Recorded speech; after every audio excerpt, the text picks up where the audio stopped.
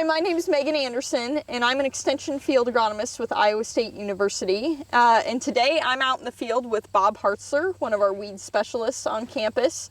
And we are unfortunately in one of these fields that's been affected by that derecho that occurred on August 10th and swept across much of the state of Iowa. This is a field that is one that's been deemed to be mechanically unharvestable. And so that means a lot as far as management implications for farmers. But one thing that we're starting to think about as we inch closer toward 2021 is that we're going to want to be considering what to do with the fact that we're having a lot of potential for volunteer corn for next year. Bob, what are some things that farmers might be thinking about thinking toward 2021 in these fields?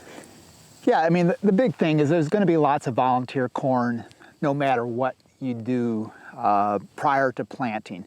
Management strategies we do are going to impact how many germinate or decay, but with that population, there's still going to be a significant number that develop after planting. And so, you know, the best recommendation is if it fits in your plan, rotate to soybeans next year, simply because we have so many more control options.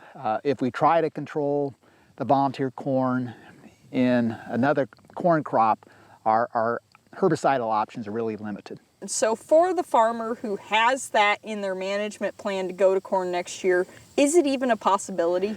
Well, it is a possibility. The first thing to consider is, you know, what herbicide-resistant traits were in the crop you planted this year. And depending on what was grown this year, you might be able to plant a hybrid with a different trait.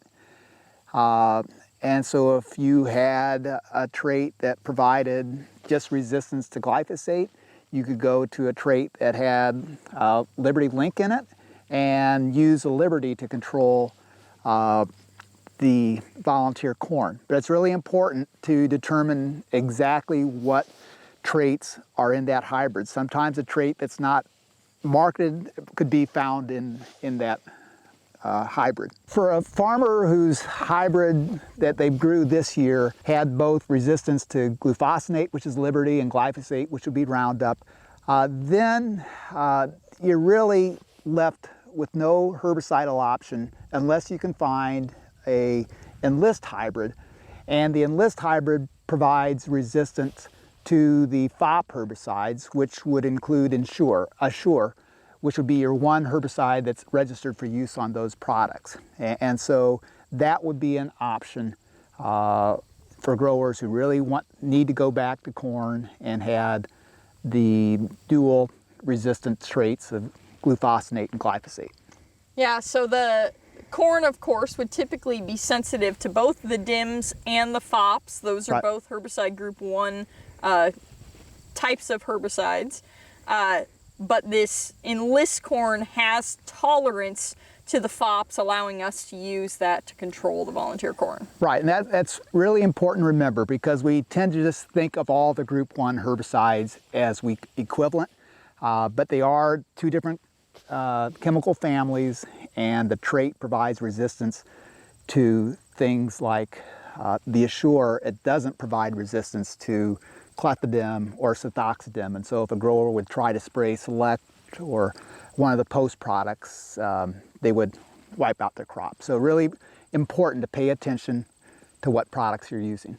Are there any other considerations that they need to be thinking about? I mean, we're going to have a tremendous amount of volunteer corn in these fields, I think regardless of what our tillage practices are this fall and next spring. So what other things might they want to think about? Yeah, I think they need to recognize it's going to be a problem if it fits their system where they can use some tillage, you know, early this fall so we can get some germination like we see here. They're probably going to reduce their population by 50–75%. Do we need to be thinking about the timing of maybe our planting or maybe moving up our herbicide treatments?